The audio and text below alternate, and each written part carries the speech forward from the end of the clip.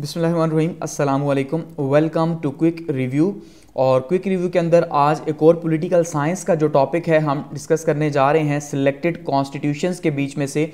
और उसमें हमारा टॉपिक है जी the political system of United States, यानी कि अमेरिका का सियासी निज़ाम, या फिर इसको हम कह सकते हैं the constitution of United States, यानी कि अमेरिका का आइन कैसा है, ठीक है, उसका स्ट्रक्चर क्या है, या फिर government structure of the USA कि अमेरिका का जो गवर्नमेंट स्ट्रक्चर है वो कैसा है।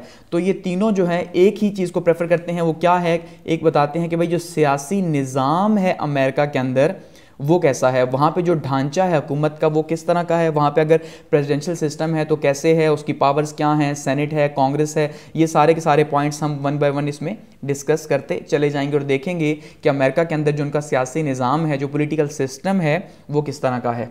तो चलिए स्टार्ट करते हैं। सबसे पहले अगर हम बात करें बैकग्राउंड की कि भाई अमेरिका जो है इसका पस मंज़र क्या है, कि हम जो पॉलिटिकल सिस्टम जो है, ये जो सियासी निज़ाम है, इस सियासी निज़ाम को डिस्कस तो करने जा रहे हैं, लेकिन ये सियासी निज़ाम वजूद में कैसे आया, किस तरह से जो है अमेरिका वजूद में आया, हमें समझ आए तो उसके बाद फिर हम पता चले कि कैसे उन्होंने ये सिस्टम ड्रॉ किया। तो सबसे पहली बात यह है कि ये सबसे पहले 13 ब्रिटिश कॉलोनीज़ थी, यानी जो आज का अमेरिका है ये किसी टाइम पे आज से 300 साल पहले जो है वो 13 कॉलोनियाँ थी, छोटी छोटी, वो भी किसकी जी, बरतानिया की। क्योंकि ये कॉलोनाइजेशन का दौर था और अमेरिका जब कोलंबस ने डिस्कवर किया तो उसके बाद क्या हुआ कि यहाँ पे जो है ब्रिटिश ने कब्जा करना स्टार्ट कर दिया, या यूरोपियंस ने कब्जा करना स्टार्ट कर दिया। तो उन्होंने क्या किया कि यहाँ पे स्लेव्स, यहाँ के जो ओरिजिनल लोग थे उनको स्लेव्स बनाया। इसी तरह से अफ्रीका से स्लेव ट्रेड की गई और कश्तियाँ, जो बड़े बड़े बहरी जहाज़ हैं, उन्हें भर के ग़ुलामों से लाया गया और उनको यहाँ ग़ुलाम बना के उनसे काम करवाया गया, जिस वजह से आज अमेरिका को हम कहते हैं जी ये अमेरिका बना, ठीक है। तो उस टाइम पर बरतानिया ने जो एक ठेका उठाया हुआ था पूरी दुनिया के ऊपर कब्जा करने का, तो उसने यहाँ पर भी कब्जा किया। तो ये बेसिकली 13 कॉलोनीज़ थी, ये जो यहाँ पर आपको इस जगह पर दिखाई दे रही हैं अमेरिका की स्टार्ट के अंदर, और वो भी बरतानिया के कब्जे के अंदर। उसके बाद रेवोल्यूशन आया, यानी एक इनकलाब आया, और इनकलाब के नतीजे के तौर पे या एक सिविल वॉर आप इसे कह लें कि 1775 से 1783 तक जो है ये रेवोल्यूशन रहा। तो इसमें जो है ये जो 13 जो ब्रिटिश कॉलोनीज़ थी, इन्होंने अपनी इंडिपेंडेंस का ऐलान कर दिया कि भाई आज से हम आज़ाद हैं, ठीक है। तो इन्होंने अपनी आज़ादी का ऐलान कर दिया और उसके बाद जो है इन्होंने डिक्लेरेशन ऑफ इंडिपेंडेंस जो है उसका ऐलान किया, और जुलाई 4 1776 को जो है अमेरिका आज़ाद हो गया। यही इसकी आज़ादी की डेट है कि भाई अमेरिकन मानते हैं कि हम 4 जुलाई 1776 को जब हमने डिक्लेरेशन ऑफ इंडिपेंडेंस जो है इसका ऐलान किया था कि भाई आज से हम आज़ाद हैं, तो तब से ये आज़ाद हो गए। और कॉन्टिनेंटल कांग्रेस जो है उसने इसका जो है ऐलान किया था, ठीक है। तो ये थोड़ा सा बैकग्राउंड है कि अमेरिका एक्चुअली में वजूद में कैसे आया। अब आगे बढ़ते हैं और बात करते हैं कॉन्स्टिट्यूशन की या पॉलिटिकल सिस्टम की, कि पॉलिटिकल सिस्टम जो है किस तरह डेवलप हुआ। तो उसमें सबसे पहले फिलाडेल्फिया कन्वेंशन जो है इसके अंदर 1787 के अंदर, यानी 1787 के अंदर जो है ये फिलाडेल्फिया के अंदर जो कन्वेंशन हुआ, तो इसमें जो 13 कॉलोनीज़ थी इनके जो बड़े जब मिले तो इन्होंने एक आइन बनाया, ठीक है। क्योंकि अब स्टेट को चलाना था, अब एक फेडरेशन जो बनी थी 13 कॉलोनीज़ की, 13 जो छोटी छोटी कॉलोनी या छोटे छोटे ममालिक हम उसे कह लें उस टाइम पर मिल के उन्होंने एक मुल्क बनाया। तो अब उस मुल्क को चलना भी तो था, तो उसका कैसा स्ट्रक्चर होना था, किस तरह से उसने जो है वो आगे बढ़ना था, तो उसके लिए कॉन्स्टिट्यूशन की, आइन की या कानून की ज़रूरत थी। तो वो कानून बनाया गया 1787 के अंदर, और उसके बाद उसको इन्फोर्स किया गया, यानी लागू किया गया 1789 के अंदर, यानी 1789 में वो लागू हो गया। और किसकी लीडरशिप में हुआ जी, जॉर्ज वाशिंगटन साहब जो हैं, इनकी जो लीडरशिप है इसके अंदर जो है ये पहला कॉन्स्टिट्यूशन फ्रेम हुआ। अब बात करते हैं कॉन्स्टिट्यूशन की, कि भाई कॉन्स्टिट्यूशन जो है यानी जो आइन है, इस आइन के अंदर क्या कहा गया और किस तरह का ये आइन है। तो उसमें सबसे पहली बात तो ये है कि ये रिटन कॉन्स्टिट्यूशन है और 7 आर्टिकल्स हैं इसके, ठीक है, और 27 अमेंडमेंट्स अभी तक हो चुकी हैं। अब सबसे इंटरेस्टिंग बात यह है कि ये अमेरिका का जो कॉन्स्टिट्यूशन है ये इंतहाई ब्रीफ कॉन्स्टिट्यूशन है, यानी आप देखिए सिर्फ 7 आर्टिकल्स। और पाकिस्तान की अगर बात की जाए तो पाकिस्तान में 280 आर्टिकल्स हैं, यानी 280 आर्टिकल्स पाकिस्तान के कॉन्स्टिट्यूशन के अंदर है और अमेरिका कॉन्स्टिट्यूशन के अंदर सिर्फ 7 आर्टिकल्स हैं। और पाकिस्तान में इस टाइम तक, यानी पिछले 72 सालों में हम ये कह सकते हैं कि 26 जो है वो अमेंडमेंट्स हो चुकी हैं। और इवन 72 साल तो पाकिस्तान को बने हुए, लेकिन जो हमारा कॉन्स्टिट्यूशन है वो तो 1973 का है। तो 1973 के बाद से अभी तक 26 जो है वो इसके अंदर अमेंडमेंट्स हो चुकी हैं, जबकि अमेरिका में पिछले 300 साल के अंदर ऑलमोस्ट जो है वो कितनी चेंजेस हुई, सिर्फ और सिर्फ 27। क्योंकि वहां का कॉन्स्टिट्यूशन ब्रीफ तो है लेकिन काफी ज्यादा सख्त है, जिसमें चेंज लाना बहुत ज्यादा मुश्किल है।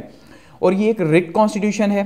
और रिट कॉन्स्टिट्यूशन इसलिए है कि इसमें अगर आपको कोई भी चेंज लानी है, यानी कोई भी अमेंडमेंट करनी है, तो आप कैसे अमेंडमेंट करेंगे कि सबसे पहले तो आपको 2/3 जो है मेजॉरिटी चाहिए होगी कांग्रेस के अंदर, ठीक है, और दूसरा उसके बाद आपको चाहिए होगी 3/4 मेजॉरिटी ऑफ द स्टेट, यानी कि जो उनकी स्टेट्स हैं, जो रियासतें हैं, अगर रियासतें जैसे 50 रियासतें हैं अमेरिका की, तो 50 में से ऑलमोस्ट 40 रियासतें जब हामी भरेंगी उस कानून के ऊपर, हाँ भाई आप ये कानून पास कर सकते हैं, तो तब वो कानून पास होगा, अदरवाइज पास नहीं हो सकता। इसी वजह से इतना ज़्यादा वो रिग्ड है, इतना ज़्यादा सख्त किस्म का है कि पिछले 300 सालों के अंदर वहाँ पर सिर्फ 27 जो है वो अमेंडमेंट्स हुई हैं, क्योंकि वो इतना टफ है।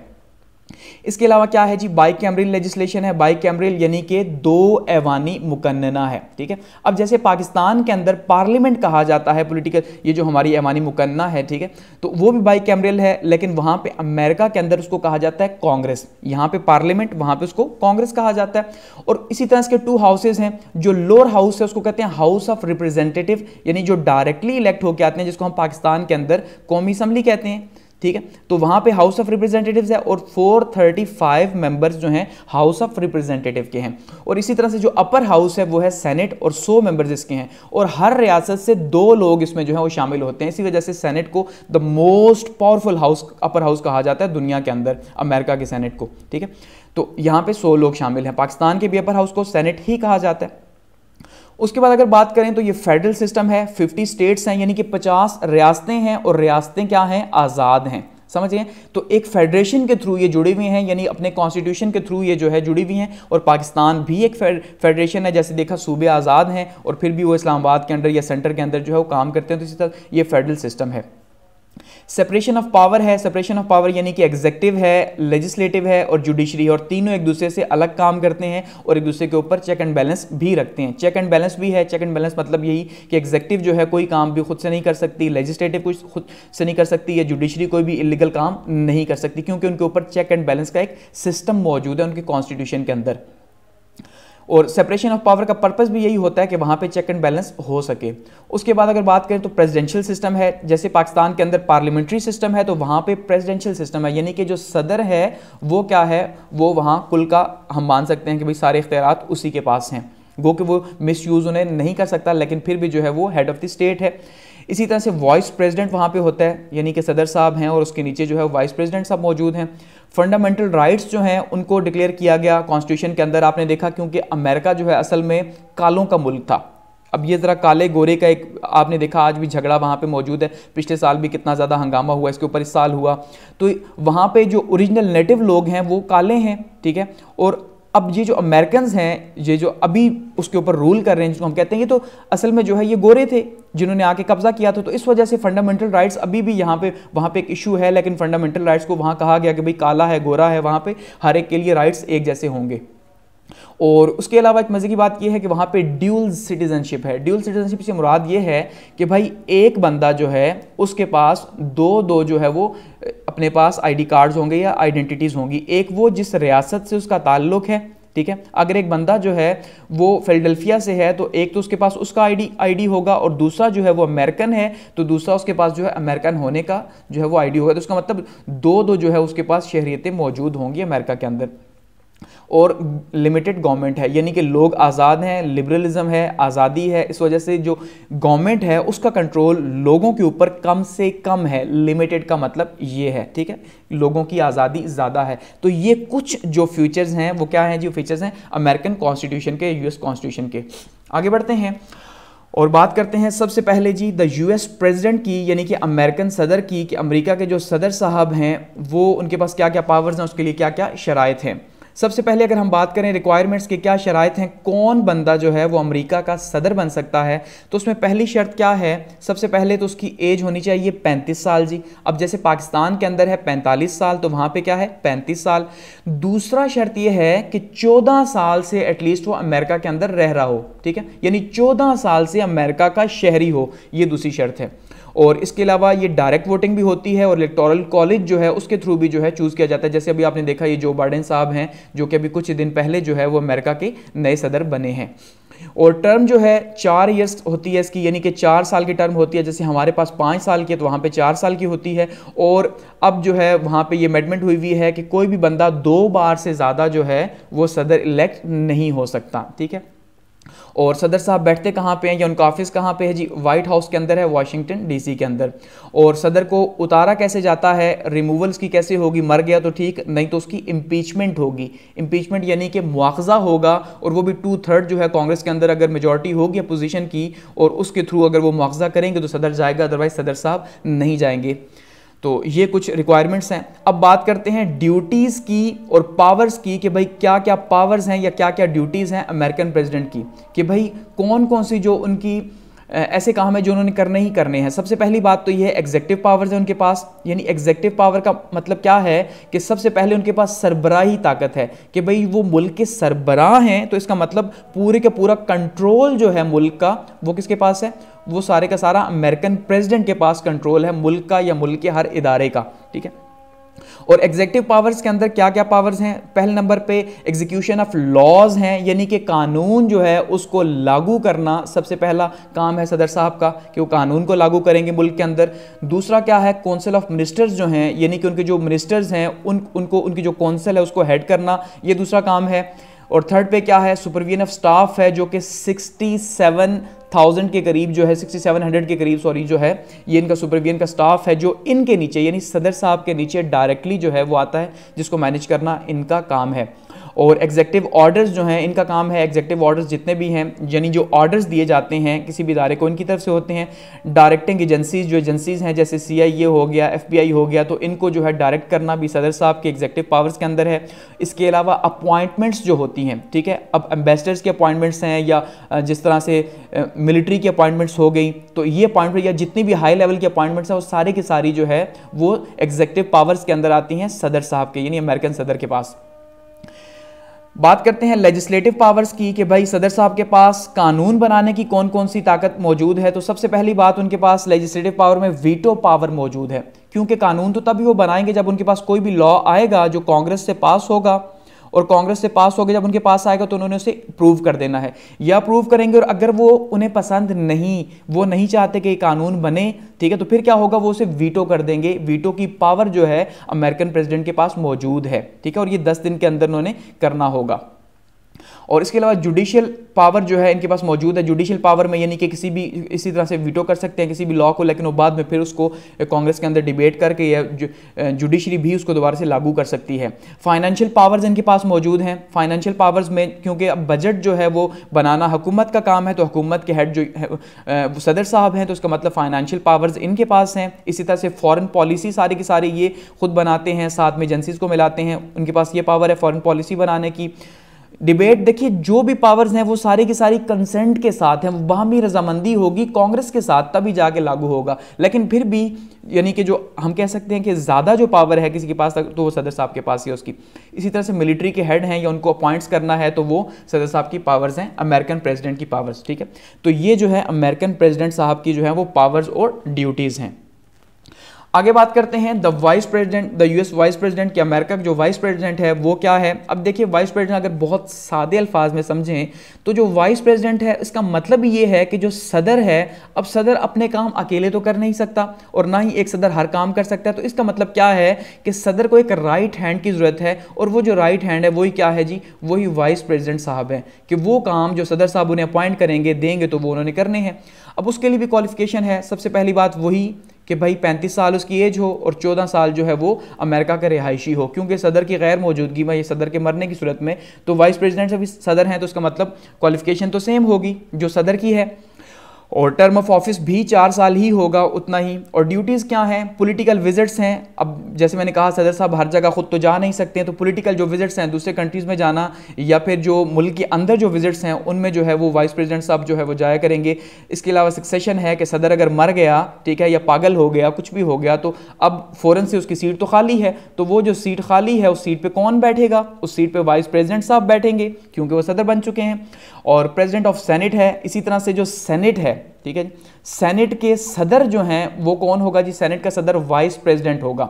मीटिंग्स जितनी भी होती हैं वो मीटिंग्स जो जो सदर साहब उन्हें बताएंगे कि भाई ये मीटिंग्स आपने करनी है, तो वाइस प्रेसिडेंट साहब वो क्या करेंगे? वो मीटिंग्स जो है उनको हेड करेंगे। इसी तरह से कमेटी जो है उसको लीड करेंगे। जिन जो कमेटीज हैं उनको भी लीड कौन करता है? वाइस प्रेसिडेंट साहब करते हैं। तो ये कुछ वाइस प्रेसिडेंट साहब के इख्तियारात और ड्यूटीज हैं। आगे बढ़ते हैं और बात करते हैं द कांग्रेस की। द कांग्रेस यानी कि वो जो उनका जो पॉलिटिकल सिस्टम है जिसको हेड किया जाता है, सबसे इंपॉर्टेंट वो क्या है? कांग्रेस है। जैसे पाकिस्तान के अंदर मैं पहले बता चुका हूं आपको कि पार्लियामेंट है, वहां पे कांग्रेस है। यहां पे हम क्या कहते हैं जी? पाकिस्तान के अंदर पार्लियामेंट कहते हैं कि पार्लियामेंट ने ये फैसला किया, पार्लियामेंट सुप्रीम है, पार्लियामेंट क्या करेगी। और हम जानते हैं पार्लियामेंट के 2 हाउसेज हैं, यानी कि अपर हाउस जो है वो सेनेट है और लोअर हाउस जो है वो कौमी असम्बली है। ये पाकिस्तान का स्ट्रक्चर है। इसी तरह से वहां पे पार्लियामेंट का नाम है कांग्रेस। पहली बात तो ये समझ लें आप, ठीक है। और कांग्रेस के भी बिल्कुल इसी तरह से 2 हाउसेस हैं, ठीक है। अब जो कांग्रेस है अमेरिका की, उसके भी 2 हाउसेस है। अपर हाउस सेनेट ही है, लेकिन लोअर हाउस जो है वो हाउस ऑफ रिप्रेजेंटेटिव है, ठीक है। तो जो लोअर हाउस है हाउस ऑफ रिप्रेजेंटेटिव है और 435 लोग यहां से डायरेक्टली इलेक्ट होकर आते हैं, यानी जो डायरेक्ट इलेक्शंस होते हैं लोग जो हैं उन्हें चूज करते हैं। और ये सिर्फ 2 साल के लिए होते हैं। अब ये बात जो है, क्योंकि पाकिस्तान में आपको पता है 5 साल के लिए कौमी असम्बली का मेंबर बना जाता है, लेकिन वहां पे अमेरिका के अंदर सिर्फ 2 साल के लिए बना जाता है। इसी तरह से जो सेनेट है उसकी 100 सीट्स हैं, ठीक है, यानी कि 100 मेंबर्स हैं उसके, और हर रियासत से 2 लोग जो हैं वो सेनेट के अंदर आएंगे। तो इसका मतलब ये है कि बहुत ज़्यादा पावरफुल है वो, और इनकी जो टर्म है वो 6 साल की होगी, इसी वजह से बहुत ज़्यादा पावरफुल भी है। 6 साल इनकी टर्म होगी, इलेक्शंस इनडायरेक्ट होंगे, और सबसे इंपॉर्टेंट बात यह है कि 2/3 जो हैं वो रिटायर हो जाएंगे हर 2 साल के बाद। क्यों? क्योंकि ये कॉन्टिन्यूस प्रोसेस है, ये कॉन्टिन्यूस प्रोसेस जो है वो रुक नहीं सकता। अब पाकिस्तान के अंदर भी ऐसा ही होता है, हम जानते हैं, क्योंकि सेनेट को तो दोबारा से खाली नहीं किया जा सकता कि भाई खाली हो गई और दोबारा से इलेक्शंस हो गए। उसके तो इलेक्शंस इस तरह साथ साथ होते रहते हैं, तो उससे क्या होता है कि ये जो लॉ मेकिंग का जो प्रोसेस है वो नहीं रुकता, वो चलता रहता है। ठीक हो गया जी, ये तो है कांग्रेस। अब पावर्स की बात की जाए या उसके फंक्शंस की बात की जाए कि उसकी ताकत क्या है कांग्रेस की, यानी इख्तियारात क्या हैं और इख्तियारात को इस्तेमाल कैसे करती है। सबसे पहले लेजिस्लेटिव पावर है कांग्रेस के पास, और बहुत 7 किस्म की पावर्स हैं। जितनी भी पावर्स हैं ये हकीकत में कांग्रेस के पास मौजूद हैं, ये सारी की सारी पावर्स। जैसे पाकिस्तान में आपने देखा कांग्रेस जो पार्लियामेंट जो है वो तो शायद बराए नाम ही है, ओरिजिनल जो फैसले हों कहीं और हैं। तो असल में वहाँ पे क्या है, जो पॉलिटिकल सिस्टम है वहाँ पे कांग्रेस जो है वो पावरफुल है। तो सबसे पहले कानून जितने भी हैं वो कौन बनाएगा जी? वो कानून बनाएगा जी कांग्रेस, यानी लेजिस्लेशन होगी कांग्रेस के पास। इन्वेस्टिगेटिव पावर्स हैं, यानी किसी भी के इन्वेस्टिगेशन बिठानी है किसी के ऊपर, चाहे सदर के ऊपर ही बिठानी है, वाइस प्रेसिडेंट के ऊपर बिठानी है, किसी मेंबर के ऊपर बिठानी है, किसी इदारे के ऊपर जो है इन्वेस्टिगेशन करनी है, तो वो सारी पावर्स किसके पास हैं? कांग्रेस के पास है। फाइनेंशियल पावर्स जो हैं, यानी बजट जो है वो डिस्कस होगा, खास करके सेनेट जो है उसको प्रूव करेगी, तो तब बजट जो है वो पास होगा, अदरवाइज नहीं हो सकता, यानी ये पावर्स हैं। अच्छा, पावर्स ऑन एग्जीक्यूटिव हैं, यानी सरबराह के ऊपर भी पावर्स हैं कि अगर सदर साहब ने कोई फैसला कर दिया और वो मुल्क के मफाद में नहीं या कांग्रेस को पसंद नहीं, तो कांग्रेस उसे जो है अपनी डिबेट में ला सकती है और उसको रिजेक्ट किया जा सकता है। ठीक है, ये भी उनके पास पावर्स हैं, या वो लॉ ना बनने दे। इसी तरह से इम्पीचमेंट जो है, यानी मुआवजा जो है सदर का, वो भी कौन करेगा जी? वो करेगा जी सेनेट। ठीक है, अब सॉरी कांग्रेस करेगी। जो कांग्रेस है उसके पास ये इख्तियार है कि वो क्या करे जी, कि वो इंपीचमेंट करे सदर की। उसके बाद जो अमेंडमेंट्स है वो तो इख्तियार है ही है, क्योंकि जब कानून बनाया जाएगा तो कानून चेंज करने का इख्तियार भी उसी के पास ही होगा। और टू कंट्रोल स्टाफ, जो स्टाफ है जो उनके अंडर, ठीक है, वो सारे का सारा स्टाफ, उसको भी कंट्रोल करना जो है इनकी पावर्स में शामिल है। नहीं, ये पावर्स जो है कांग्रेस की हैं, अमेरिकन कांग्रेस की पावर्स। आगे बढ़ते हैं और बात करते हैं the upper house of Congress, जिसको हमने कहा द सेनेट, कि भाई जो सेनेट है वो क्या है? वो अपर हाउस है किसका? अमेरिकन सिस्टम के अंदर। तो अब देखते हैं सेनेट, जिसको कहा जाता है the most powerful upper house in the world, कि दुनिया का सबसे पावरफुल अगर अपर हाउस देखा जाए दुनिया के पॉलिटिकल सिस्टम के अंदर, तो इस टाइम पे अमेरिका की सेनेट है। और वो क्यों है उसको देखते हैं। सबसे पहले अगर इसकी कंपोजिशन की बात करें तो 100 लोग इसके अंदर होते हैं, और 2 लोग जो हैं वो हर रियासत से इसके अंदर शामिल होते हैं, यानी 2 सेनेटर्स हर रियासत से। और इनका जो टेन्योर है वो 6 साल का है। ठीक है, और हर 2.5 साल के बाद जो है वो 2 साल के बाद 2/3 मेंबर्स जो हैं वो रुखसत हो जाएंगे। और नए जो है उनकी जगह आ जाएंगे। अब अगर बात करें पावर्स की और फंक्शंस की तो फिर हमें पता चले कि कितनी पावरफुल है। सबसे पहले लेजिस्लेटिव पावर्स जो हैं वो सारी की सारी सेनेट के पास हैं। अब ये जितनी भी पावर्स सेनेट के पास हैं ये हाउस ऑफ रिप्रेजेंटेटिव के साथ मिल के जो है इनको शेयर किया जाता है, लेकिन क्योंकि हाउस ऑफ रिप्रेजेंटेटिव एक तो 2 साल उनका टेन्योर है, दूसरा वो इतना ज़्यादा पावरफुल नहीं, तो ये बराए नाम ही आप कह लें कि भाई जो उनकी कौमी असम्बली है वो बराए नाम है, तो जो सेनेट है असल में वही सारी पावर्स यूज़ करती है। तो लेजिस्लेटिव पावर्स यानी कानून बनाने की सारी ताकत जो है सेनेट के पास है। एग्जीक्यूटिव का कंट्रोल जो है सरबराह का वो सारे का सारा सेनेट के पास है। अच्छा, president need approval of senate. अब एग्जीक्यूटिव का कंट्रोल इसका मतलब क्या है कि भाई जितने भी काम सदर साहब करेंगे अपनी मर्जी से भी वो करेंगे, ठीक है, कोई भी फैसला उन्होंने अपनी मर्जी से कर लिया, डिसीजन ले लिया, अब उसको अप्रूव करना होगा कि वो सेनेट में वो आएगा, वो लॉ बनेगा या सेनेट उसकी परमिशन देगी तब होगा।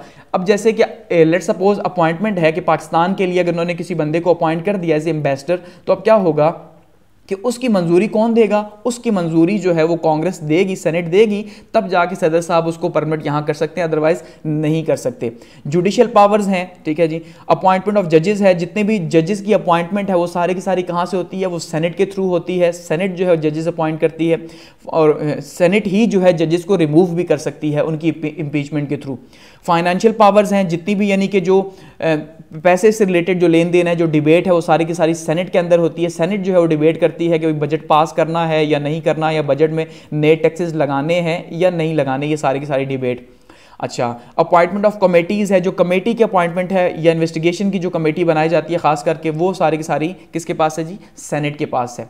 और इसको मोस्ट पावरफुल अपर हाउस क्यों कहा जाता है? अगर इस क्यों का हम आंसर लें कि भाई क्यों इसको मोस्ट पावरफुल अपर हाउस कहा जाता है, तो उसमें सबसे पहले एक स्ट्रॉन्ग फेडरेशन की अलामत है। क्योंकि जैसे अगर 50 रियासतें हैं अमेरिका और वो सारी की सारी आज़ाद हैं, फिर भी वो फेडरेशन के थ्रू जुड़ी हुई हैं, तो ये इन्हीं सेनेटर्स की ताकत है जिस वजह से वो जुड़ी हुई हैं, ठीक है, इनकी पॉलिटिक्स के थ्रू। डायरेक्ट इलेक्शंस होते हैं इनके, इस वजह से ये पावरफुल हैं। अच्छा, लॉन्ग टेन्योर है, ठीक है, इनका जो दौरानिया है यहाँ पे, अच्छा जी, लॉन्ग टेन्योर 6 साल के लिए है और 2.5 साल के 2 साल के बाद जो है 2/3 मेंबर्स जो हैं वो रुखसत हो जाएंगे। एक्सपीरियंस्ड मेंबर्स होते हैं, सबसे इंपॉर्टेंट बात ये है, ठीक है। और पावरफुल चैम्बर है, इन्वेस्टिगेटिव पावर्स भी इनके पास हैं किसी भी इदारे के खिलाफ, सदर के खिलाफ, वाइस प्रेसिडेंट के खिलाफ, इस वजह से ये मोस्ट पावरफुल हैं। और लॉन्ग डिबेट जो है, इनकी डिबेट पे कोई पाबंदी नहीं कि भाई 10 मिनट आपको देंगे, आप बोले, 7 मिनट आपके पास है आप बोले, ऐसा नहीं, जितना दिल है बोले, जिस बात पे जितनी डिबेट करनी है करे, जितने दिन करनी है सेनेटर्स डिबेट कर सकते हैं, उनको इख्तियार हासिल है। इसी वजह से ये मोस्ट पावरफुल अपर हाउस माना जाता है दुनिया के अंदर। तो ये है अमेरिकन सेनेट। आगे बढ़ते हैं और बात करते हैं लेजिस्लेटिव प्रोसीजर की, कि लेजिस्लेटिव प्रोसीजर जो है यानी कि जो कानून बनता है अमेरिका के अंदर, वो कानून किस तरह से बनता है या कितने जो प्रोसीजर्स हैं उनके थ्रू जो है वो कानून बनेगा, कि कोई भी कानून जो है वो किस तरह से अपनी शक्ल लेगा। सबसे पहले क्या होता है जी? इंट्रोडक्शन ऑफ बिल्स होता है। सबसे पहले जो भी कानून है उसके ऊपर सबसे पहले बातचीत होगी कि भाई कौन सा बिल बनाया जाए, कौन सा कानून नया बनाया जाए, फिर एक बिल की फॉर्म में उसको इंट्रोड्यूस करवाया जाएगा असेंबली के अंदर, ठीक है, या सेनेट कांग्रेस के अंदर इंट्रोड्यूस करवाया जाएगा। उसके बाद वो कमेटी के हवाले होगा, यानी कि कमेटी के पास जाएगा, कमेटी देखेगी उसकी लीगल जितने भी पहलू हैं कि भाई इसका क्या इफेक्ट है, किस तरह से हो सकता है, नहीं है, जो चेंज करनी है। उसके बाद उसको डिबेट के लिए पेश किया जाएगा, डिबेट के लिए पेश किया जाएगा। उसके बाद डिबेट होगी उसके अच्छी के ऊपर, उसके बुरे के ऊपर, फिर वोटिंग होगी कि भाई कितने लोग इसके हक में हैं, कितने इसके हक में नहीं, और फिर सेकंड हाउस में जाएगा। फिर सेकंड हाउस के अंदर वही प्रोसेस रिपीट होगा, पहले कॉन्फ्रेंस कमेटी के पास चला जाएगा। ये जो कॉन्फ्रेंस कमेटी है ये वो कमेटी है जो हाउस ऑफ रिप्रेजेंटेटिव्स के बीच में और सेनेट के बीच में जो है ये लिंक का काम करती है। अब यानी कि अगर एक बिल जो है वो हाउस ऑफ रिप्रेजेंटेटिव ने जो है डिज़ाइन किया, वहाँ से आया, तो अब ये सेनेट में पहुँचने से पहले क्या होगा कि अब इन दोनों के बीच में जो बातचीत है वो कॉन्फ्रेंस कमेटी के थ्रू होगी कि भाई क्यों भेजा, किस लिए भेजा, क्या इसकी लीगैलिटीज़ हैं, या कोई इशू भी बनता है अगर इस बिल के बीच में, तो तब भी जो है ये कॉन्फ्रेंस कमेटी उसको सॉर्ट आउट करेगी। अच्छा, प्रेसिडेंट सेट, उसके बाद जो है ये कॉन्फ्रेंस के बाद जाएगा जी वहाँ पे, इसके बाद सेनेट में जो है इसके ऊपर वोटिंग होगी, और वहाँ पे वोटिंग होने के बाद जो है ये आगे प्रेसिडेंट के पास चला जाएगा। और प्रेसिडेंट के पास जब जाएगा तो प्रेसिडेंट साहब जो है वो अब उसे या तो अप्रूव कर देंगे या फिर वीटो कर देंगे, दोनों पावर्स मौजूद हैं। अगर वीटो कर देते हैं तो बिल खत्म है, दोबारा से अगर असेंबली उसे पास करती है तो वो खुद ही कानून बन जाएगा, बेशक प्रेसिडेंट से वीटो भी कर दे, ये भी याद रखिएगा, ठीक है, यानी दोबारा से पास करना शर्त है। अब प्रेसिडेंट के पास है, कोई लॉबिंग करके उनके माइंड चेंज करता है, जैसे भी वो अपनी पार्टी को यूज़ करता है, ठीक है, और अगर अप्रूव कर देगा तो वो लॉ बन जाएगा, यानी बिकम लॉ होगा। यहाँ पे अगर आप देखिए तो बिल का ये प्रोसीजर मौजूद है कि किस तरह से कोई भी जो है वो बिल लॉ बनेगा। कि सबसे पहले early law start with an idea, कि सबसे पहले एक आइडिया कि क्या बनाना है हमने, भाई वो क्या आइडिया था, किस बात के ऊपर बातचीत हो रही है, किस तरह का कानून बना। जैसे अब आप देखिए पाकिस्तान के अंदर रेप के अंदर बात हो रही है कि भाई जो ज्यादती के मुल्जिमान हैं, ठीक है, उनको या तो 25 साल की सजा दी जाएगी या फिर जो है उन्हें फिर वो नामर्द बनाया जाएगा, ठीक है। तो अब ये जिस तरह से अब सबसे पहले इसके ऊपर डिबेट हुई, डिस्कशन हुई, उसके बाद अब ये असम्बली में आएगा, ठीक है, असम्बली में आके इसको इंट्रोड्यूस करवाया जाएगा, उसके बाद जो है ये कमेटी में जाएगा, कमेटी इसके लीगल पहलुओं को देखेगी, उसके बाद जो है ये इसके ऊपर डिबेट होगी दोनों हाउसेस के अंदर, और उसके बाद जो है ये सदर के पास जाएगा और फिर सर साहब इसे पास कर देंगे और इस तरह से ये लॉ बन जाएगा। और फिर उसके नतीजे के तौर पे जो भी ज्यादती के मुल्ज़िमान हैं उनके लिए दोनों में से अपनी मर्जी से जो भी चूज़ करेंगे, या तो 25 साल जेल में रहेंगे या नामर्द होंगे। ये एक एग्जाम्पल है कि लॉज कैसे बनते हैं, लेजिस्लेटिव प्रोसीजर क्या है यूएस के अंदर।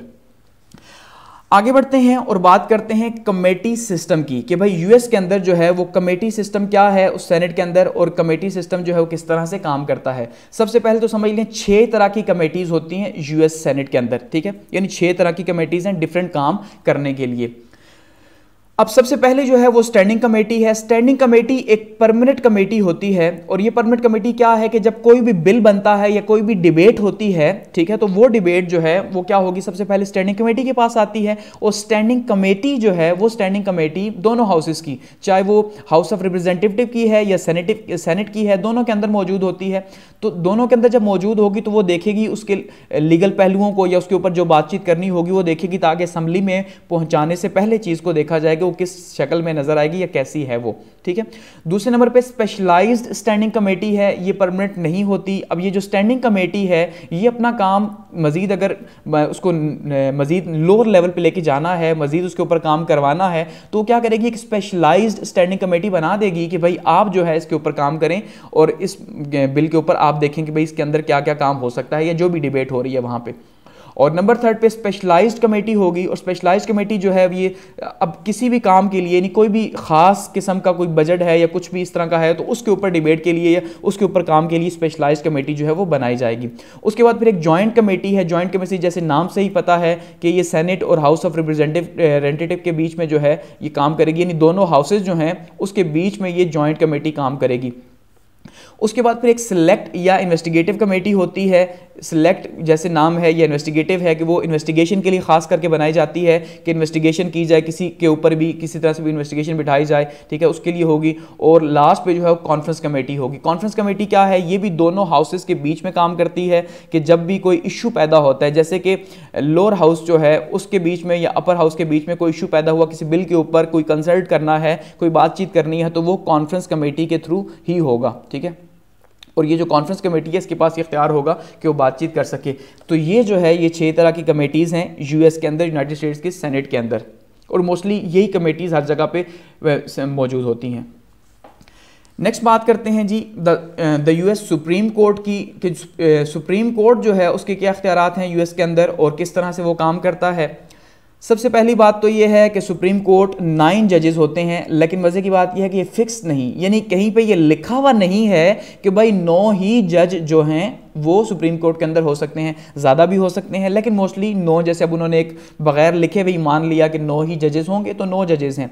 और इनको मज़े की बात है इनको कहा जाता है ओल्ड मैन, 9 ओल्ड मैन, क्योंकि ये बड़े बूढ़े होते हैं और बड़े हिकमत वाले होते हैं। जैसे आप सामने यहाँ पे जजेस देख रहे हैं अमेरिका के, तो इनकी एज भी काफ़ी ज़्यादा होती है, रिटायरमेंट की 79 ईयर्स की एज तक ये सर्विस कर सकते हैं और उसके बाद ये रिटायर होते हैं, और इनको हटाया नहीं जा सकता। यानी कि ये अब इनका एक तरीका है इनको हटाने का, वो इम्पीचमेंट है कि वो अगर आप सेनेट के अंदर जो है या फिर कांग्रेस जो है उनके ऊपर डिबेट करती है और कांग्रेस जो है उनको इम्पीचमेंट करती है, जैसे सदर साहब की इम्पीचमेंट होती है, वैसे ही ये यहाँ पे एक जज जो है वो रिमूव होगा, अदरवाइज वैसे वो नहीं जा सकता या हटाया नहीं जा सकता उसे। अगर पावर्स और फंक्शंस की बात की जाए तो सबसे पहले ओरिजिनल केसेस जो इनके पास आते हैं उनकी बात की जाए तो वो ओरिजिनल केसेस कहाँ से आएंगे, जो अपील्स वगैरह की जाएंगी जैसे सुप्रीम कोर्ट में। देखिए जब लोअर केस जो है, लोअर कोर्ट जो है, लोअर कोर्ट में अगर किसी की नहीं सुनी जाएगी तो वो क्या करेगा, या वहाँ पे फैसला आएगा तो उसके बाद वो अपर कोर्ट में जाएगा और वो सुप्रीम कोर्ट में जाके वहाँ पे बात करेगा। तो वो ओरिजिनल केसेस हो गए उनके। या इसी तरह से इन्वेस्टर्स वगैरह के जो केसेस हैं या जो लेजिस्लेटिव के केसेस हैं या फिर जो कानून लेजिस्लेटिव ने पास कर दिया उसके ऊपर कोई बातचीत हो रही है, सदर ने कोई कानून पास किया, वो केस चल रहा है जैसे पाकिस्तान के सुप्रीम कोर्ट में होता है, बिल्कुल वैसा ही है। ठीक है, उसके अलावा जिन लोगों ने अपील की हुई है जुरिस्डिक्शन के ऊपर, वो लोग जो हैं उनकी अपील्स यहां पे आएंगी और सुनी जाएंगी, और सर्किट कोर्ट्स की जो अपील हैं वो सुनी जाएंगी यहां पे लोअर कोर्ट्स की। अच्छा, इंटरप्रिटेशन ऑफ कॉन्स्टिट्यूशन है, यानी कि ये सबसे इंपॉर्टेंट चीज़ इनका जो काम है वो यही है, यानी ये तो गार्डियन है एक तो कॉन्स्टिट्यूशन के, दूसरा ये कॉन्स्टिट्यूशन को इंटरप्रेट करते हैं, उसको बताते हैं कि भाई कानून किस तरह का है। कोई भी कानून अगर पार्लियामेंट जो है, सॉरी उनकी सेनेट जो कांग्रेस जो है वो पास करती है, तो वो कांग्रेस जब पास करेगी तो अब कांग्रेस ने तो पास कर दिया, लेकिन अब क्या वो यूएस के जो कॉन्स्टिट्यूशन है उसके खिलाफ है या उसको क्या क्या चेंज करना उसमें, तो वो उसकी इंटरप्रिटेशन क्या करेगी जी, सुप्रीम कोर्ट करेगी। और इसी तरह से सुप्रीम कोर्ट का काम है कि वो जो कॉन्स्टिट्यूशन है उसकी जो है वो रखवाली करे, उसको देखे कि उसके अंदर जो है कोई ऐसी चेंज ना हो जाए जो उनके बनाने वाले नहीं चाहते थे। डेवलपमेंट ऑफ कॉन्स्टिट्यूशन ये काम होगा इनका, और जुडिशियल रिव्यू जो है ये ले सकते हैं किसी के ऊपर, सदर के ऊपर ले सकते हैं या किसी लॉ के ऊपर जो है जुडिशियल रिव्यू ले सकते हैं, जो इनका ओरिजिनल केस फिर बन जाएगा, उसके ऊपर ये फिर बातचीत करेंगे। तो ये सुप्रीम कोर्ट है यूएस का। आगे बढ़ते हैं और बात करते हैं पॉलिटिकल पार्टीज की, कि यूएस के अंदर जो पॉलिटिकल पार्टीज हैं, जो सियासी जमातें हैं, वो कौन कौन सी और किस तरह से वो काम करती हैं सियासी जमातें। ठीक है, अब सबसे पहली बात तो ये है कि यूएस के अंदर 2 पार्टी सिस्टम है, यानी कि 2 बड़ी बड़ी पार्टीज हैं। इसका ये मतलब हरगिज नहीं कि वहां पे 2 पार्टीज की ही इजाजत है, ऐसा नहीं। आप जितनी मर्जी पार्टीज बनाएं, उसकी वजह यह है कि देखिए एक डेमोक्रेटिक कंट्री है अगर, तो वहां पे आपको पॉलिटिकल पार्टी की इजाजत होती है कुछ लॉज के साथ। ठीक है, तो वहां पे इजाजत तो है, लेकिन जो रूल करती हैं, जो मेजॉरिटी के अंदर है, वो 2 ही पार्टीज हैं। हमेशा इन्हीं के बीच में हुकूमत आती है, या रिपब्लिकन्स या डेमोक्रेट, इन्हीं के बीच में आती है। इसी वजह से 2 पार्टी सिस्टम है वहां पे। एक साइड पे डेमोक्रेट है, दूसरी साइड पे रिपब्लिकन है, और ये बहुत ही ऑर्गेनाइज पॉलिटिकल पार्टीज हैं। पाकिस्तान की तरह यहाँ पे जैसे आप देखें लड़ाई झगड़ा और आपस में ही जो है ना लान तान या लीडरशिप के ऊपर बातचीत, ऐसा हरगिज वहाँ पे नहीं होता। ठीक है, पूरे का पूरा इनका एक सिस्टम है, स्ट्रक्चर है, उसके थ्रू ये काम करते हैं। नॉन आइडियोलॉजिकल हैं, नॉन आइडियोलॉजिकल यानी कि इनका कोई ऐसी खास किस्म की आइडियोलॉजी नहीं जिसके ऊपर हम ये कहें कि इसकी आइडियोलॉजी, यानी कि डेमोक्रेट की आइडियोलॉजी ये है और ये जैसे सोशलिज्म हो गया, कम्युनिज्म हो गया। ठीक है, इस तरह की कोई आइडियोलॉजी नहीं, क्योंकि दोनों ही जो है वो कैपिटलिज्म के ऊपर ही काम करती हैं। उनके सिंबल्स की बात की जाए तो जो डेमोक्रेट्स हैं इनका जो निशान है वो डंकी यानी खोता, ठीक है, गधा, और जो रिपब्लिकन है वो एलिफेंट यानी हाथी जो है उसका निशान है।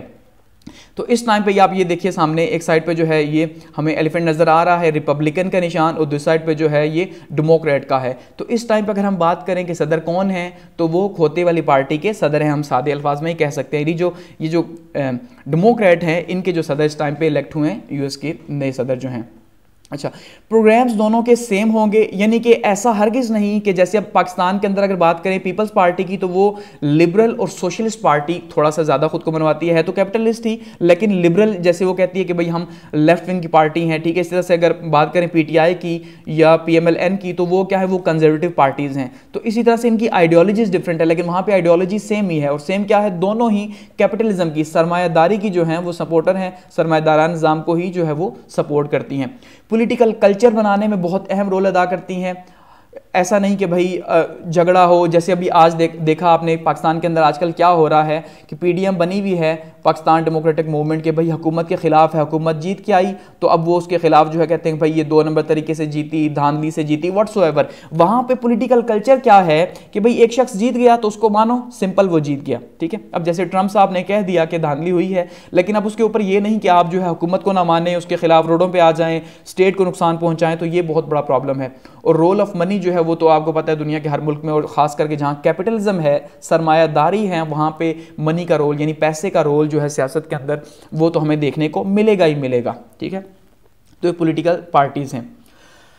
आगे बढ़ते हैं और बात करते हैं द यूएस फेडरेशन की, कि यूएस फेडरेशन क्या है। देखिए बैकग्राउंड में हम पहले बात कर चुके हैं सबसे पहले कि ये जो है अमेरिका जिसको हम कहते हैं, ये किसी टाइम पे 13 कॉलोनीज थी बरतानिया की। कि उन्होंने यहाँ कब्जा किया हुआ था, ठीक है। असल में तो अमेरिका कुछ और है। तो 13 कॉलोनीज थी, उसके बाद ये 50 स्टेट्स बन गई। तो 50 स्टेट्स ने मिलकर एक फेडरेशन बना ली, एक स्ट्रॉन्ग फेडरेशन। और उनकी फेडरेशन जो है उसकी अलामत क्या है, जिसको माना जाता है जी सेनेट, ठीक है। जो सेनेट है ये क्या है, ये प्रोटेक्ट कर रही है हर तरह से उनकी फेडरेशन को। और अगर बात करें हम, तो ये आप यहाँ पे सामने एक झंडा जो देख रहे हैं, ये फ्लैग है यूएस का। तो इसमें ये जो स्टार्स हैं, ये 13 स्टार्स हैं। ये 13 स्टार्स जो स्टार्ट की 13 कॉलोनीज थी, जो एक्चुअल में अमेरिका बना, तो ये उन्हीं 13 स्टार्स, उन्हीं जो है कॉलोनीज को, एक एक स्टार एक एक कॉलोनी को रिप्रेजेंट करता है अमेरिकन फ्लैग के अंदर, ठीक हो गया। तो ये इनकी फेडरेशन है। और फेडरेशन के अंदर पावर की अगर बात की जाए तो पावर कैसे होती है कि एक पावर जो है वो सेंटर के पास होगी कुछ पावर्स, और कुछ पावर्स जो हैं वो आगे उन्होंने डिस्ट्रीब्यूट की भी होंगी कि जहां जहां पे भी आगे अब जो स्टेट्स हैं उनके पास वो अपने पास पावर्स मौजूद होंगी। तो एक तो सेंट्रल पावर्स हैं, सेंट्रल पावर जो सेंटर जो है वो अप्लाई करता है। दूसरी है कंकरेंट पावर्स, जो सेंटर और फेडरेशन दोनों मिलके, यानी कि सेंटर और स्टेट्स जो है मिलके जो है उनको जो है म्यूचुअली जो है वो चलाएंगी दोनों के साथ। और थर्ड है रिजर्व पावर्स। रिजर्व पावर जो है वो सिर्फ और सिर्फ स्टेट के पास होंगी, जो स्टेट अपने पास रखेगा, ठीक है। तो वो ना सेंटर के पास है, ना जो है वो कंकरेंट पावर्स के अंदर आती हैं, तो स्टेट के पास है, स्टेट उनको यूज कर सकता है। और सेपरेट गवर्नमेंट है, यानी कि सेपरेट गवर्नमेंट का मतलब ये है कि रियासतें जो हैं वो आज़ाद हैं और उनके अंदर अपनी अपनी हुकूमत मौजूद है। अब कहीं पे भी जहां पे फेडरल सिस्टम होगा, जैसे पाकिस्तान के अंदर भी फेडरल सिस्टम ही है, इंडिया के अंदर भी फेडरल सिस्टम है, तो वहां पे क्या होगा, वहां पे इस तरह से पावर्स की डिस्ट्रीब्यूशन होगी कि सबसे पहले आप देखिए एक यूनियन लिस्ट है। यूनियन लिस्ट क्या है कि वो पावर सारी की सारी जो कि सेंटर जो है उसके पास है, और वही जिसके थ्रू जो है एक मुल्क जुड़ा हुआ है। अगर ये यूनियन की लिस्ट ना हो, इसको निकाल दिया जाए, तो फिर तो स्टेट्स सारी की सारी अलग अलग मुल्क हैं। तो इसको स्टेट्स को एक मुल्क की शक्ल देना ये यूनियन लिस्ट का काम है, यानी इन पावर्स का काम है। फिर दूसरा स्टेट लिस्ट है, वो पावर जैसे पाकिस्तान के अंदर बात की जाती है 18वीं तरमीम की, कि भाई 18वीं तरमीम के थ्रू सूबे आज़ाद हैं, सूबे अपने टैक्सेस कलेक्ट कर सकते हैं, अपनी जो है ब्यूरोक्रेसी हायर कर सकते हैं, अपना पूरे का पूरा उनका स्ट्रक्चर है, ठीक है। इसी तरह से इसके अलावा बात की जाए कंकरेंट लिस्ट की, तो जो दोनों यानी कि सेंटर प्लस जो है वो स्टेट मिल के जो है वो रन करते हैं। अब ये जो दोनों मिल के रन करते हैं, एग्जांपल आप इसके ले ले, जैसे लेट्स सपोज सीएसएस की हम बात कर लेते हैं कि भाई सीएसएस वाले जो है वो काम तो जो है स्टेट्स के अंदर ही करते हैं, लेकिन उनकी हायरिंग कौन करता है, सेंटर करता है, तो मिलजुल के काम होता है। तो इस तरह से ये पूरे का पूरा स्ट्रक्चर जो है ये फेडरेशन के अंदर मौजूद होता है। और एट दी एंड लास्ट पे बात करते हैं जी सेपरेशन ऑफ पावर की, यानी कि ताकत जो है उसकी तकसीम की, कि ताकत जो है वो तकसीम कैसे होती है। याद रखिएगा कि इसमें बहुत बड़ी एक डिबेट शामिल है जो कि पॉलिटिकल फिलोसोफर्स ने, जो हम पीछे बात कर चुके हैं, जो वेस्टर्न पॉलिटिकल थॉट्स थे खास करके, उनके अंदर हमने बात की थी 2 पार्ट्स के अंदर, जो हमने देखा था कि भाई किस तरह से वेस्टर्न पॉलिटिकल थॉट्स के अंदर वेस्टर्न जो फिलोसोफर्स थे उन्होंने कितना अहम रोल प्ले किया इस सेपरेशन ऑफ पावर के ऊपर। क्योंकि एक ज़माना था जब सारी की सारी पावर्स एग्जीक्यूटिव के पास ही थी, कि एग्जीक्यूटिव जो है वो सारे का सारा करता धरता था, जिसको कहा जाता था बादशाह, ठीक है। वो किंग था या बादशाह था या कोई भी उसको सुल्तान कह ले, सारी पावर सुल्तान के पास थी। कानून भी वही बनाता, जुडिशरी भी उसी के अंदर, यानी काजी भी उसी के अंदर आते, सब कुछ उसी के अंदर कंट्रोल होता। तो फिर जो है ये वेस्टर्न पॉलिटिकल फिलोसोफर्स जो हैं इन्होंने डिबेट स्टार्ट की कि भाई जब बादशाह ही ने कानून बनाने हैं और उसी के नीचे ही जुडिशरी है, तो फिर बादशाह को कौन पूछेगा। ऐसे ही है ना कि बादशाह को फिर तो कोई पूछ ही नहीं सकता, तो ये तो जो है ये खुदा बना बैठा है। तो इसका मतलब ये है कि इन पावर्स को सेपरेट किया जाए, कानून बनाने वाला इदारा अलग हो, उसको लागू करने वाला इदारा अलग हो, और जुडिशरी जो है उसके चेक एंड बैलेंस रखने के लिए अलग हो। तो इसी को सेपरेशन ऑफ पावर कहा गया, जो कि एक बहुत ही लंबे प्रोसेस के बाद दुनिया को मिला। तो अमेरिका के अंदर भी ये सेपरेशन ऑफ पावर जो है मौजूद है, यानी एग्जीक्यूटिव अपना काम करती है, लेजिस्लेटिव कानून बनाने वाला इदारा अपना काम करता है, जुडिशरी अपना काम करती है, ठीक है। और सेपरेशन ऑफ पावर का पर्पस क्या है कि अवॉइड किया जाए कॉन्सेंट्रेशन ऑफ पावर को, कि ताकत जब एक जगह पे होगी, जैसे मैंने कहा कि जैसे बादशाह के पास अगर सारी ताकत थी, तो अब अगर किंग है तो किंग के पास सारी ताकत है, तो इसका मतलब मिसयूज होगा उसका, वो एब्सोल्यूट अथॉरिटी है, तो एब्सोल्यूट अथॉरिटी तो जो है वो नुकसानदेह है। जुडिशियल रिव्यू मौजूद है वहां पे, कि जुडिशरी रिव्यू ले सकती है किसी भी बात के ऊपर जो कानून उन्होंने बनाया, अगर बादशाह ने अपने हक में बनाया कानून तो वो उसके ऊपर रिव्यू लिया जा सकता है। और रिव्यू क्यों लिया जा सकता है, क्योंकि टायरनी को, यानी एक डंडे की हुकूमत को चेंज किया जाए। जैसे हम कहते हैं पाकिस्तान के अंदर मार्शल लॉ के हम एग्जांपल लेते हैं, ठीक है। अब जब मार्शल लॉ होता है पाकिस्तान के अंदर, तो क्या होता है, एक जो मार्शल लॉ एडमिनिस्ट्रेटर है, सारी की सारी पावर्स उसी के पास होती हैं, वो जिस तरह मर्जी यूज करे। अब जैसे देखिए जुल्फिकार अली भुट्टो साहब एक सिविल मार्शल एडमिनिस्ट्रेटर थे, लेकिन उन्होंने जो है वो पूरे का पूरा स्ट्रक्चर पाकिस्तान का चेंज कर दिया, सोशलिस्ट बना दिया था पाकिस्तान को, ठीक है। इसी तरह से प्रो डेमोक्रेसी जो है, ये जब भी डेमोक्रेसी जहां पे होगी, जहां पे भी जमहूरियत होगी, ठीक है, अवाम की हुकूमत मानते हैं वहां पे होगी, तो वहां पे ये सेपरेशन ऑफ पावर होगी। अकाउंटेबिलिटी सबसे इंपॉर्टेंट है, और आप देख लें पाकिस्तान के अंदर सबसे ज्यादा इसी के ऊपर शोर हो रहा है। जैसे इमरान खान साहब कहते हैं जी NRO नहीं मिलेगा, पॉलिटिकल पार्टीज कहती हैं हमने हुकूमत को हटाना है, आधे पॉलिटिकल लीडर्स जेलों के अंदर हैं। क्यों? अकाउंटेबिलिटी की वजह से, कि भाई आप लोगों ने अगर एक पब्लिक ऑफिस यूज किया तो पब्लिक ऑफिस यूज करके फायदा कितना उठाया, बताओ, ये पैसा जो आपके पास आया कहां से आया? तो वो जो पूछ का अकाउंटेबिलिटी है, जैसे नैब पाकिस्तान के अंदर करता है, इस तरह से हर जो है वो पॉलिटिकल सिस्टम के अंदर मौजूद होती है अकाउंटेबिलिटी। और इंडिपेंडेंस ऑफ जुडिशरी है, जो जुडिशरी है, जो अदलिया है, वो आज़ाद है हर लिहाज से, जैसे भी अदलिया जो है वो किसी के खिलाफ भी फैसला दे सकती है। और system of checks and balance भी यही है। सेपरेशन ऑफ पावर एक्चुअली में है ही, जो दूसरा नाम है वो चेक एंड बैलेंस का है, कि भाई आपने जो है वो एक ऐसा तवाजुन बरकरार रखना है हेड जो स्टेट है उसकी तीनों ब्रांचेस के बीच में, ताकि कोई प्रॉब्लम पैदा ना हो। ऐसा नहीं कि एग्जीक्यूटिव जो है उसके पास पावर ज्यादा हो और लेजिस्लेटिव और जुडिशरी जो है उसके पास पावर्स ना हो, जैसे पहले होता था, या लेजिस्लेटिव के पास बहुत ज्यादा पावर्स हो जाए या जुडिशरी के पास बहुत ज्यादा पावर्स हो जाए। तो ऐसा नहीं है, बल्कि हर एक को जो है वो इक्वल अमाउंट में जो है वो दिया गया, ताकि बैलेंस रहे और एक दूसरे के ऊपर चेक एंड बैलेंस भी रहे। अब जैसे प्रेसिडेंट ऑफ लेजिस्लेटिव, अब प्रेसिडेंट जो है उसकी जो चेक एंड बैलेंस है वो किसके ऊपर? लेजिस्लेटिव के ऊपर रखी जा सकती है। वो प्रेसिडेंट साहब देखेंगे कि बिल कैसे पास हो रहे हैं, क्योंकि उनके पास वीटो की पावर है, ठीक है, इसका मतलब ये चेक एंड बैलेंस है। इस तरह से लेजिस्लेटिव जो है वो जुडिशरी या फिर प्रेसिडेंट के ऊपर जो है वो नजर रख सकता है कि जुडिशरी ने अगर कोई गलत काम किया, किसी जज ने, उसकी इंपीचमेंट हो सकती है, प्रेसिडेंट की इंपीचमेंट हो सकती है, उसने कोई लॉ बना दिया उसको लेजिस्लेटिव जो है वो रद्द कर दे, ठीक है, ये इनके पास चेक एंड बैलेंस की पावर है। इसी तरह से जुडिशरी जो है वो फिर प्रेसिडेंट के ऊपर या लेजिस्लेटिव दोनों के ऊपर जो है वो चेक एंड बैलेंस रख सकती है, कि भाई सदर साहब जो है उन्होंने गलत लॉ पास कर दिया जो कॉन्स्टिट्यूशन के खिलाफ है, ठीक है, या लेजिस्लेट जो है उसने कोई ऐसा लॉ पास कर दिया। तो ये जो है ये एक्चुअली में कॉन्स्टिट्यूशन का एक बहुत इंपॉर्टेंट पार्ट है, कि ये जो तीन ब्रांचेस हैं, लेजिस्लेटिव, एग्जीक्यूटिव और जुडिशियल ब्रांच, ये तीनों एक दूसरे से सेपरेट होंगी और बैलेंस्ड होंगी, तो तभी चेक एंड बैलेंस का निजाम मुल्क में चल सकेगा, अदरवाइज नहीं चल सकता। ठीक हो गया? तो यहां पे हम इस वीडियो को करते हैं एंड, और ये था अमेरिका का पॉलिटिकल सिस्टम। अब जब हम नेक्स्ट में आगे बढ़ेंगे तो हम बात करेंगे यूएस के पॉलिटिकल, यूके के पॉलिटिकल सिस्टम के बारे में।